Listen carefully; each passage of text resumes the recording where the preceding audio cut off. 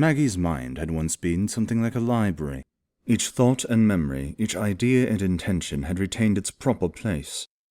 Thinking was largely the work of indexing, cross-referencing, and organizing these thoughts into hierarchies. Her mind had elegant procedures when information was required, to retrieve what was pertinent, arrange it logically, primp it up with a touch of style, and present it with professional grace.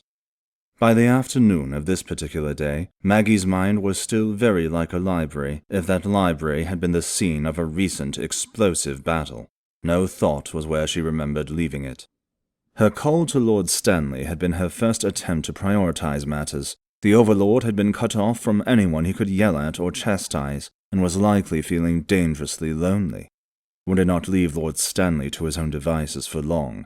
He needed activities. This would be an ongoing problem. Headmaster Isaac graciously scrambled the call for her, choosing a frequency that Charlie was less likely to monitor.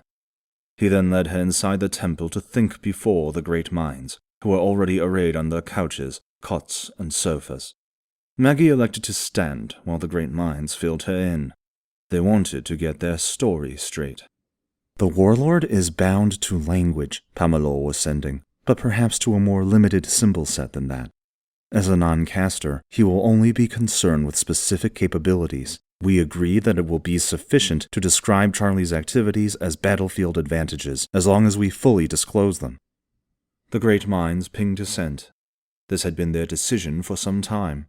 Maggie only glanced around the piles of torn books and papers of her mind. Hopeless it was. She could make the case in perhaps a week of dogged argument. But she had only a few minutes before Lord Parson would arrive to be briefed. "Disagree," she sent anyway. "He should be told everything we know." "He would not comprehend," sent Jintao. "He would," insisted Maggie, "in a limited way, perhaps, but it would register. It would inform his planning. A superficial explanation of what we are up against is insufficient. His mind needs all available true information in order to perform." "The decision is made," sent Roger. "It can be revisited," sent Isaac. "Yes, but for now it is settled," replied Roger. "No discussion of grandiocosmic strings.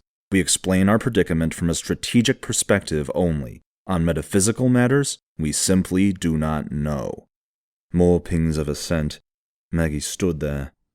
They wanted to know if she would go along with this plan and maintain this level of information screening.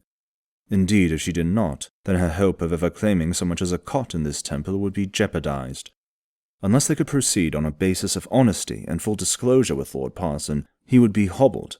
Even revealing the whole truth to him later would leave that gap of trust. At least they'd agreed to leave his G-string alone, but they were making a mistake here. Well, she supposed that would become her personal problem. At least she knew her own heart. She'd settled certain matters before this conversation, too. "Very well," she lied through her forehead. "I will maintain the narrative.